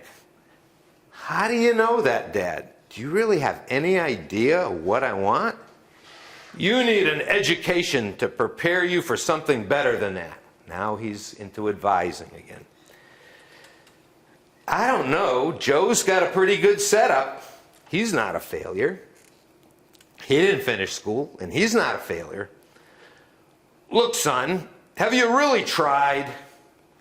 Now he's both probing and evaluating with that statement. We're beating around the bush, Dad. If you'd just listen, I really need to talk to you about something important. I've been in high school 2 years now. Sure, I've tried. It's just a waste. That's a highly respected school, son. Give them a little credit. Advising and evaluating. Oh, great. Now we're talking credibility. I wish I could talk about what I want to talk about. Well, other guys feel the same way I do. I have some credibility too. I'm not a moron. Do you realize how many sacrifices your mother and I have made to get you where you are? Uh-oh, here comes the guilt trip. Maybe I am a moron. The school's great, Mom and Dad are great, and I'm a moron. You can't quit when you've come this far. I know you've sacrificed, Dad, but it's just not worth it. You just don't understand. Look, maybe if you spent more time doing your homework and less time in front of TV, advising, evaluating. That's not my problem, Dad. That's not it at all. I'll never be able to tell you. I was dumb to try. Look, Dad, it's just no good. Never mind. I don't want to talk about this anyway. End of conversation. Son had come to him, had a big problem, and the conversation never got to the problem because of all the evaluating, probing, advising going on instead of listening to get out what is the problem, what's the son problem that he's coming to him with. So when you do empathic, I'm going to cut to the chase, empathic listening, the skill of it is first, when someone's speaking to you on an important matter, you rephrase what they said and then try to reflect the feeling behind it. Okay? It's not just rephrasing. I was taught in counseling school, you just repeat back what the client said to you and that'll help them. But it's more than that. It's repeat back so they know you know they were heard with the content, but also the emotion. It's content and emotion. So the skill of good empathic listening does that. Now what happens when you use that empathic listening skills is really incredible. As you authentically seek to understand, as you rephrase content and reflect feeling, you give him psychological air. You also help him work through his own thoughts and feelings. As he grows in his confidence of your sincere desire to really listen and understand, and that's the key, just giving that sense that you care about hearing what it is I have to say, what I have to share with you. As he grows in that confidence, the barrier between what's going on inside him and what's actually being communicated to you disappears. It opens a soul-to-soul flow. He's not thinking and feeling one thing and communicating another. He begins to trust you with his innermost tender feelings and thoughts. Okay, let's play the scene over again. Same starting point, same thing, son, father, son's thoughts, what he's going through his head. This time, Dad's going to start to apply empathic listening skills. Let's see where it takes us. Boy, Dad, I've had it. School is for the birds. I want to talk with you to get your attention. You're really frustrated about school. See, different response. You're really frustrated about school. That's right. That's how I feel. I sure am. It's totally impractical. I'm not getting a thing out of it. You feel like school's not doing you any good. Well, let me think. Is that what I mean? Well, yeah, I'm not just learning anything that's going to help me. I mean, look at Joe. He's dropped out of school and he was working on cars and he's making money. Now, that's practical. Now, remember how Dad responded in the other scenario. This time, you feel that Joe really has the right idea. Well, I guess he does in a way. He's really making money now, but in a few years, I bet he'll probably be ticked off at himself. You think Joe's going to feel he made the wrong decision. He's got to. Just look at what he's giving up. I mean, if you don't have an education, you can't make it in this world. Education is really important. Oh yeah, I mean, if you don't have a diploma, if you can't get jobs or go to college, what are you going to do? You've just got to get an education. It's important to your future. It is, and you know what? I'm really worried. Listen, you won't tell Mom, will you? You don't want your mother to find out. Well, not really. Oh, I guess you can tell her. She'll probably find out anyway. Look, I took this test today, this reading test. And Dad, they said I'm reading on a 4th grade level. 4th grade, and I'm a junior in high school. Bingo! There's the problem. There's what the boy had on his mind. That's what's eating away at him that Dad never got to because Dad was so quick to try to solve the problem or advise him or turn him in another direction, never gave enough psychological air for trust and share that big thing coming out. What a difference real understanding can make. All the well-meaning advice in the world won't amount to a hill of beans if we're not even addressing the real problem. And we'll never get to the problem if we're so caught up in our own autobiography, our own paradigms, that we don't take off our glasses long enough to see the world from another point of view. I'm going to flunk, Dad. I figure if I'm going to flunk, I might as well quit. But I don't want to quit. You feel torn, son. You're in the middle of a dilemma. What do you think I should do, Dad? Bingo! Now he's looking for his father's input. And see, now it shifts from the emotional to rational. Now that he's been given psychological air, now he can be free enough to ask Dad, well, what do you think? Let me hear about that. So even as the father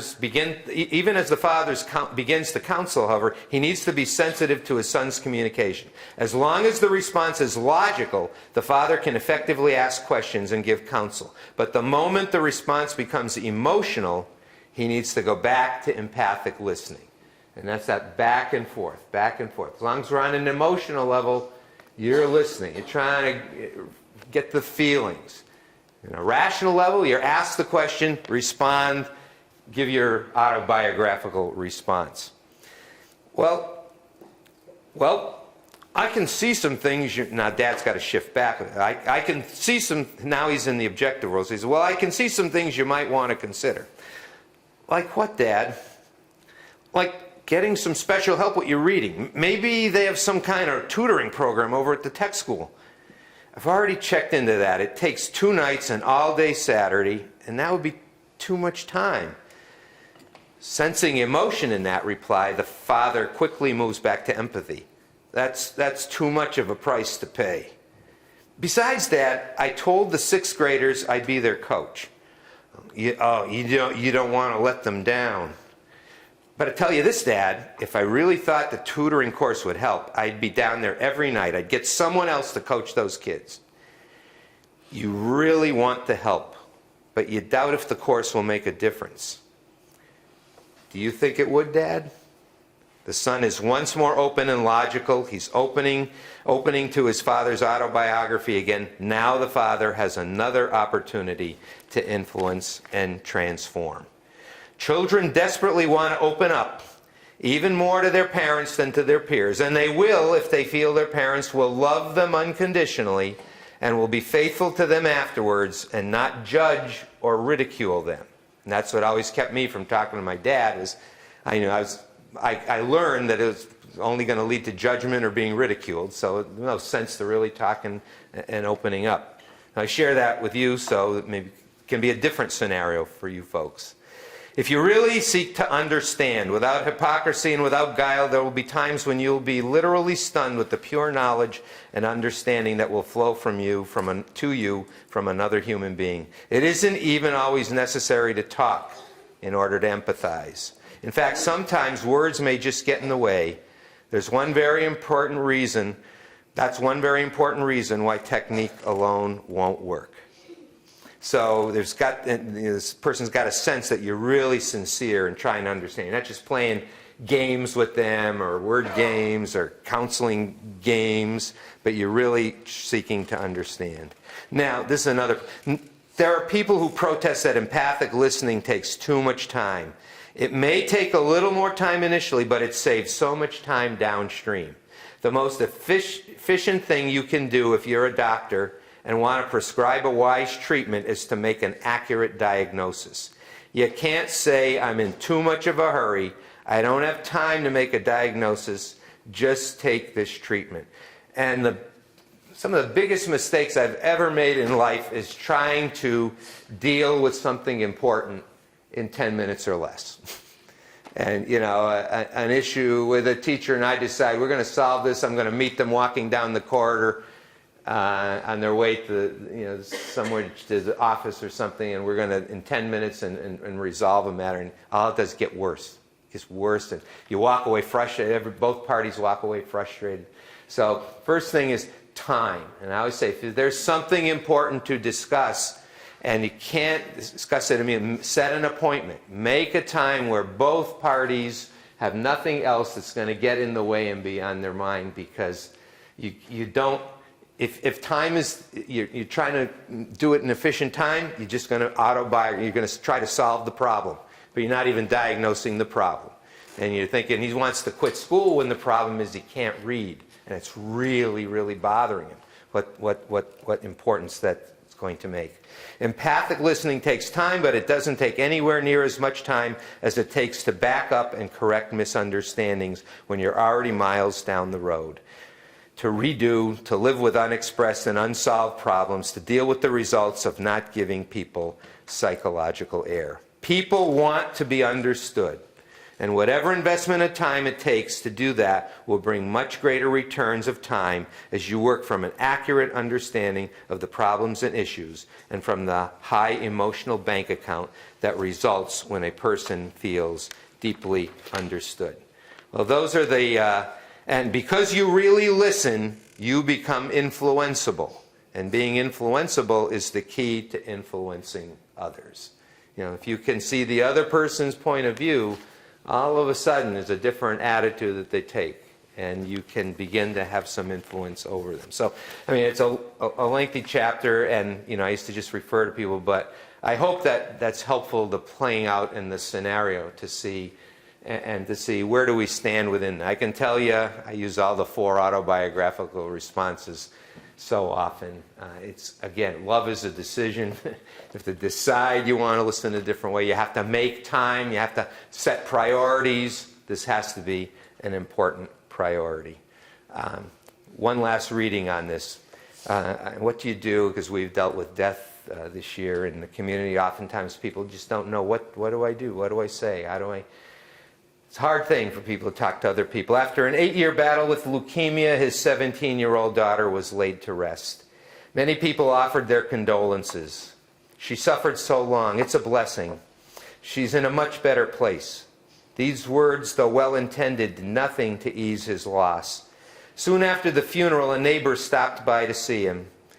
She didn't launch into a litany of platitudes. Instead, she just sat with him and held his hand.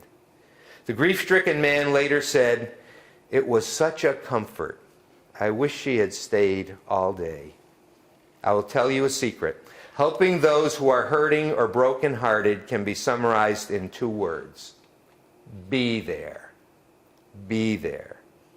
You really don't need to say anything. Accept all emotion, suspend all judgment, and resist the tendency to give advice or fix the problem.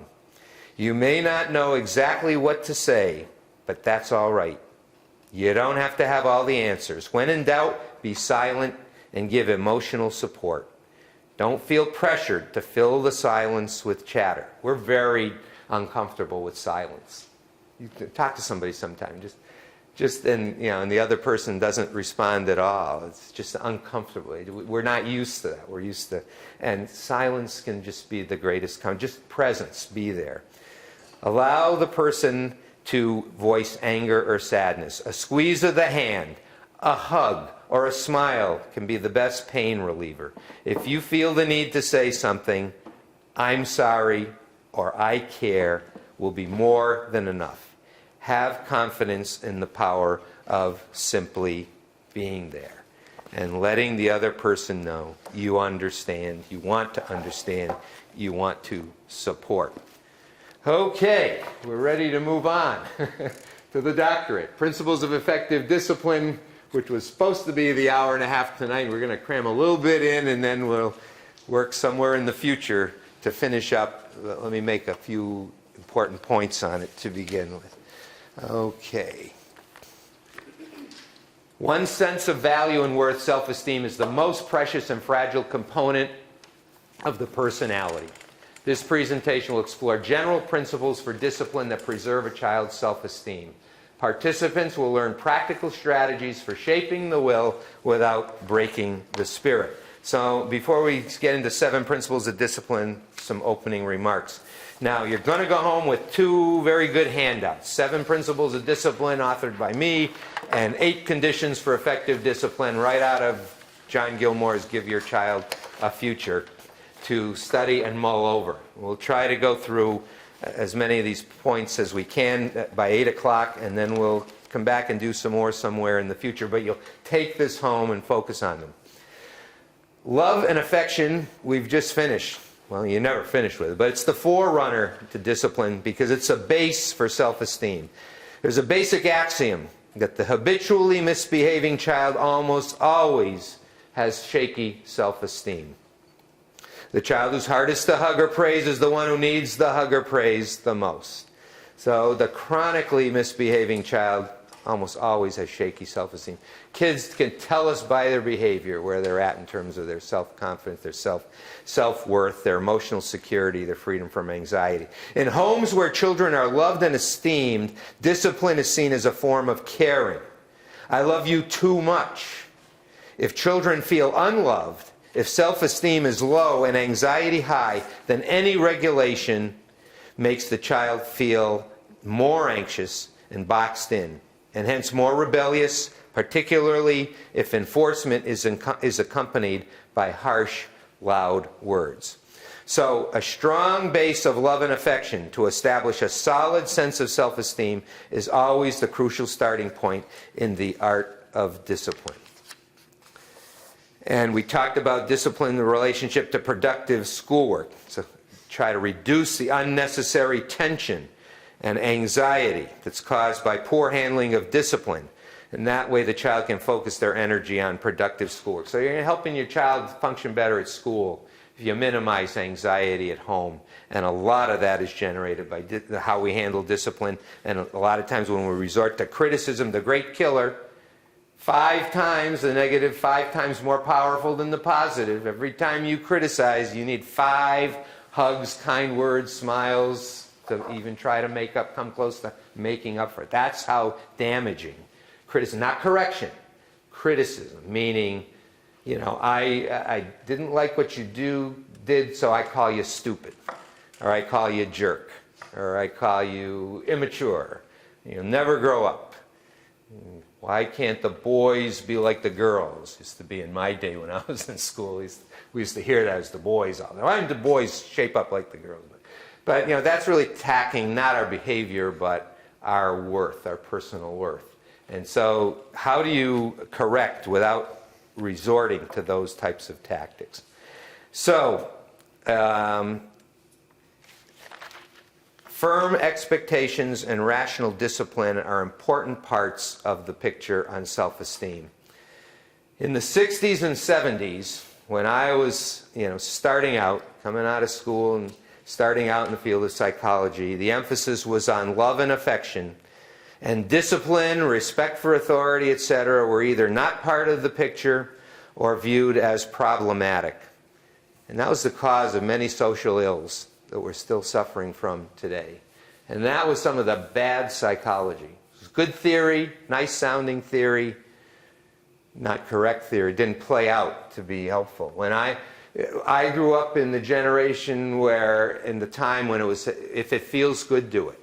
Take care of number one first. Don't respect authority.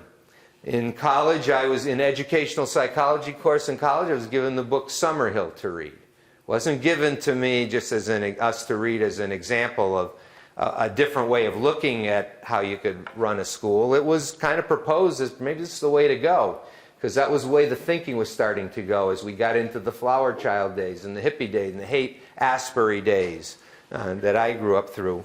And Summerhill was a school in England where, and we had to read the book, required reading. If you didn't want to do your schoolwork, you didn't do your schoolwork. If you wanted to break a window, you broke a window. If you didn't want to wear any clothes, you didn't wear any clothes. And at the end of the day, the whole school got together and they had these big circles and they would just talk about their feelings and all.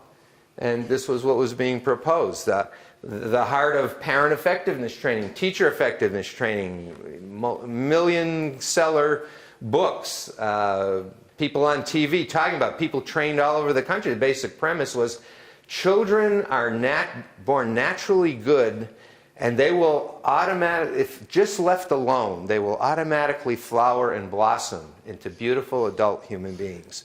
And the problem they have is we adults get in the way of that. We should just stand back, let them do their thing. If it feels good, do it. And we will be doing the best we can. And then this was the whole humanistic education movement. University of Massachusetts was big on this. And we have a whole generation of people starting to be raised under this parenting philosophy. And that's your parents' generation. They pass it down to you. And, you know, if you don't watch out, you'll pass it down to your kids. And our society is falling apart because of a lot of this psychology that was not, it sounded great, but it is not good psychology. Firm expectations are important. So proper discipline must be in balance with love and affection. And that's that book, Dare to Discipline, the cover I showed you last week. Love to a pan balance. Love, discipline. Perfect balance. Okay. When I was growing up, it was heavy on discipline and light on love. In my day, it was, I'm your father, do it, or I'll knock your block off. That's all you need to know. You know, we went the other way in the generation I'm talking about. Get out of the, don't correct their spelling. Just let them get the words out. Don't worry about mechanical stuff. Don't worry about details, the freedom of expression, all that kind of thinking.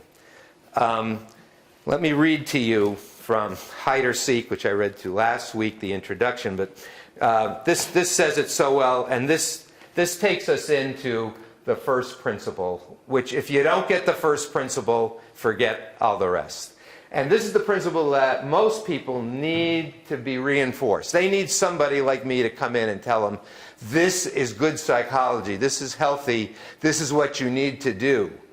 Because we're told over and over again just the opposite. Oh, you know, your child is upset, your child cries, you're ruining them emotionally. Well, Stanley Coopersmith was the big name. He was like the father of self-esteem research. And he was associate professor of psychology at the University of California. Dr. Coopersmith studied 1,738 normal middle-class boys and their families, beginning in the pre-adolescent period, following them through to young manhood. After identifying those boys having the highest self-esteem, he compared their homes and childhood influences with those having a lower sense of self-worth. He found 3 important characteristics which distinguished them. These are the high esteem from the low esteem. 1, the high-esteem children were clearly more loved and appreciated at home than were the low-esteem boys. That's why we spent all that time talking about love and affection. That's why I kept saying, if you can't do that well, the discipline piece is always going to be a really hard piece. So that's the starting point. The parental love was deep and genuine, not just an empty display of words. The boys knew they were the object of pride and interest, increasing their own sense of self-worth. 2, the high esteem group came from homes where parents had been significantly more strict in their approach to discipline. By contrast, the parents of the low esteem group had created insecurity and dependence by their permissiveness. Their children were more likely to feel that the rules were not enforced because no one cared enough to get involved. Furthermore, the most successful and independent young men during the latter period of the study were found to have come from the homes that demanded the strictest accountability and responsibility. And as could have been predicted, the family ties remained the strongest, not in the wishy-washy homes, but in the homes where discipline and self-control had been a way of life. The homes of the high esteem group 3, the homes of the high esteem group were also characterized by democracy and openness. Once the boundaries for behaviors were established, there was freedom for individual personalities to grow and develop. The boys could express themselves without fear of ridicule, and the overall atmosphere was marked by acceptance and emotional safety. Dr. Joseph Bobbitt, the well-known child psychologist, expressed the same concept as follows. There have been studies showing that the child who has the lowest self-esteem is the one who isn't permitted to say anything at the dinner table. We're going to talk about that. That's the authoritarian approach. The one with the next lowest image of himself is the child who is allowed to dominate conversation. That's the permissive approach. Highest on the list in self-esteem is the youngster whose parents tell him, yes, you can speak up when it's your turn. That statement reveals the important balance between love and control, which produces emotionally secure and healthy children. If good discipline is so important to building self-esteem, let's discuss its ingredients. You will not damage your child emotionally if you follow this philosophy.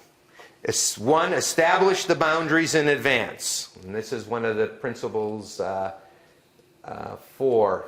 and 5. Establish the principles, boundaries in advance. Tell the child before he breaks the rule just what the rule is. That's 2. That's the teaching aspect of discipline.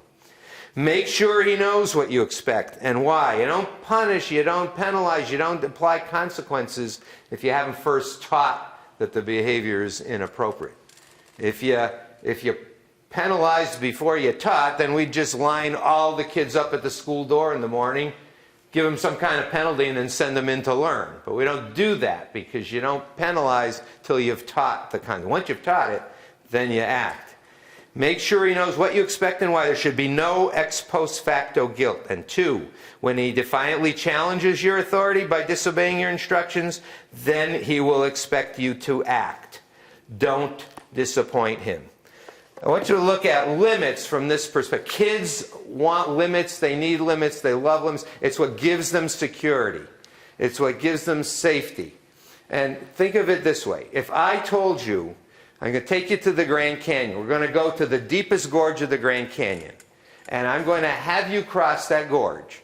You're going to cross it on a wooden bridge 3 feet wide that had no handrails, no barriers at all. You're going to cross the deepest gorge of the Grand Canyon without any protections to hold you in.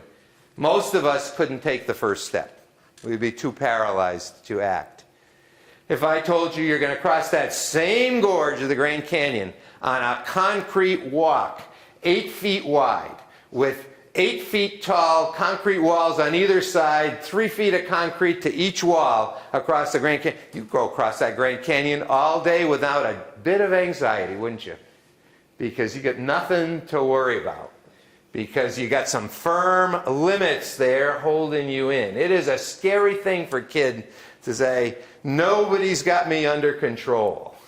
You know, I'm out of control, nobody can do anything, I need limits, I need security, I need to know, as long as I stay within these limits, I got nothing to worry about. Nothing to worry about, and that consistency has to come in, make sure there is nothing. You're not going to go halfway across the wall, pick the kid up and throw him over the side. You know, that won't happen. It's that, you know, I'm consistent enough to know that nothing, that's not going to happen. The walls are going to protect me. So that is the first thing I want you. There are extremes of discipline that you have to avoid, and we're going to wrap up in 5 minutes. Authoritarian, there's authoritarian, permissive.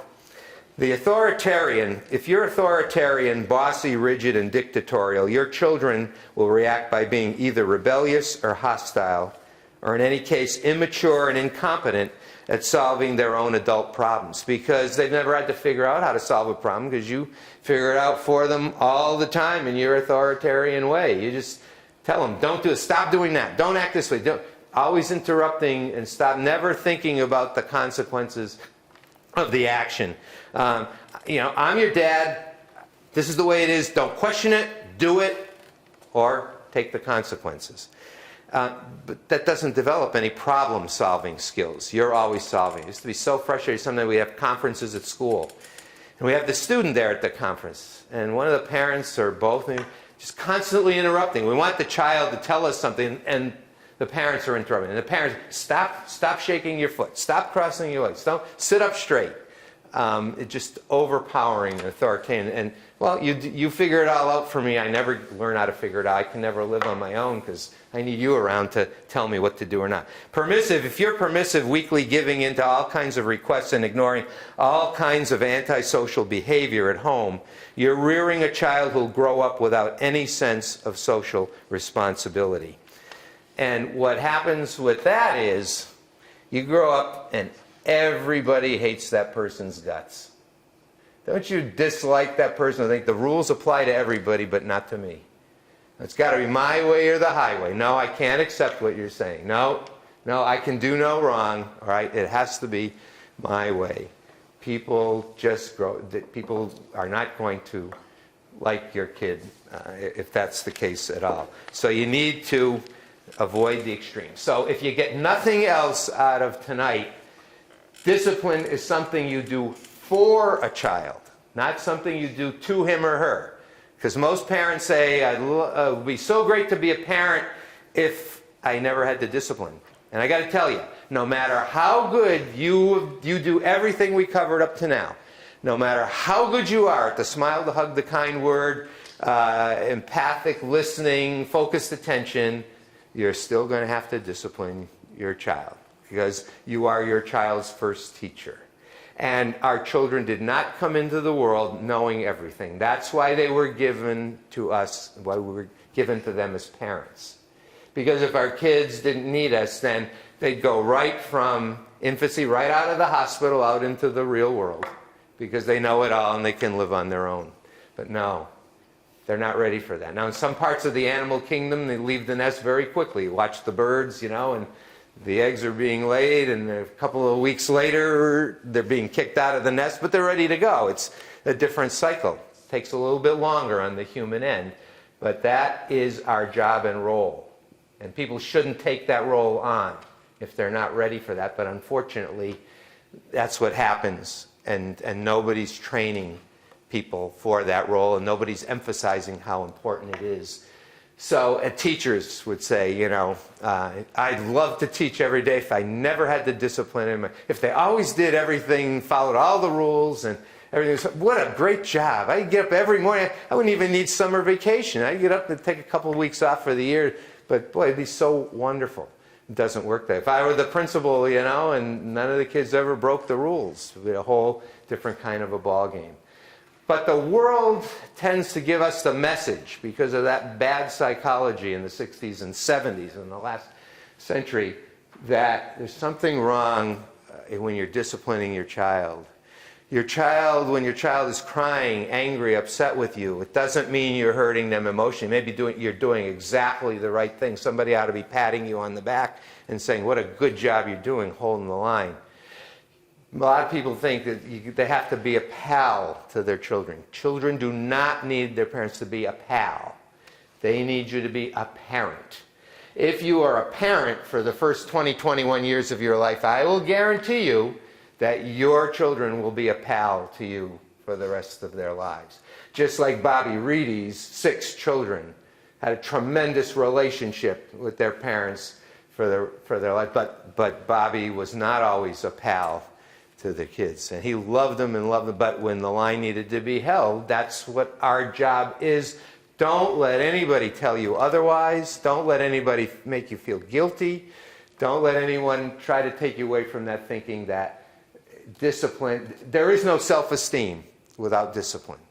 So it's a part of your role, and be proud of it, enjoy it, relish it. It teaches, it doesn't punish, it preserves self-esteem. The word discipline, think of the word disciple. What's a disciple? A disciple is a follower of a teacher. Discipline implies teaching. And that is a major role that you have. And discipline is not punishment.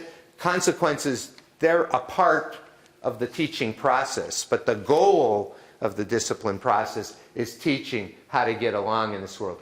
Keep priorities in order. Go to the next slide quickly, Joy, and I can wrap this up. Just look at this chart here. 4 columns. First column, personal care, safety and health, schoolwork, rights, safety, and property of others. Keep the priorities in order, and as you go through this, realize that this is not the important category. The other 3 are important. What by that I mean is, take anything from column 1 and compare it with anything in column 2, 3, or 4, and say, if I could only accomplish one of the 2 things with my child, which would I choose? So, I do not like my child's hairstyle. We have issues over that. I have my tastes. I think you can tell I'm not a big fan of the mohawk, but but if I'm comparing that with my child using alcohol, and I could only deal with one, kind of have hairstyle that I would like, or not abuse alcohol, which would I choose? If I could only have if my child had to choose between cleaning up their room and getting their work done for school, and showing up for school and preparing for tests. I could only have one of the two. Do I want the clean room, or do I want them responsible for the schoolwork? If my child is lying or stealing or hurting or damaging people's property, am I going to worry about, did they get all of their chores done? Or are they wearing the kind of clothing, you can tell I'm not a Paisley fan, do I disagree with the clothing? I want a different clothing style. Or do I want my child being honest and respectful of property and the rights and property of others? I can only have one. Which one will it be? Walk away with that, because there is more anxiety being generated in homes over issues in this first category. And then kids are coming to school full of anxiety over their messy room and their hairstyle, and they didn't get all their chores done, and it's not important. I say to people, look, if your child shows 100% is great in categories 2, 3, and 4, get down on the knees, praise the Lord, sing hallelujah. And if you want to go for column 1, then go for column 1, but go very, very gently. Now, the last principle, and I'm wrapped, this is it. This is where we got to pick up next time in the future, is use action to get action, not harsh words, not pleading and all. Every one of us has an action line, and our kids read it perfectly. By that I mean, some of you in this room, you draw the line right away. That's like me. And some of you let things go and let things go and then you draw the line. Your kids don't take any action till they know you're at the action line. But when you draw the action line way out, you get emotional. Now you blow. So, I like to think of drawing the action line really quick. When I became principal of the first school I became principal of, the school was out of control. The kids were off the wall. I couldn't be counselor anymore because it wasn't the real world. They were allowed to do anything they want in school, driving me crazy. So I became principal, and we set up a rule and said that, set up your classroom rules. And here's the deal. You just would tell all the kids, here's your classroom. I have to approve them as principal. They have to be reasonable. I have to live with them. I have to defend them. Once you set them up, if a child breaks a rule, you give them a warning. If they're elementary students, you give them 2 warnings. Third time in a class period, out to me. Send them to me. Middle school, second time, out to me. And they'd come to the office and I'd say, you're staying here for the rest of this period because the rest of your class came here to learn today. You're not taking that away from them. You'll go back. If you come back down here a second time today, you're on internal suspension.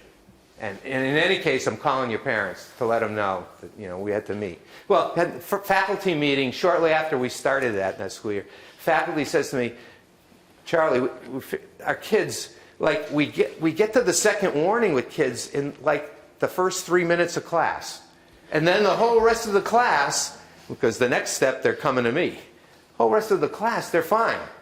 I said, yeah, because kids know where we're drawing the action line. So we're fine. Let's cut it down to 1 warning.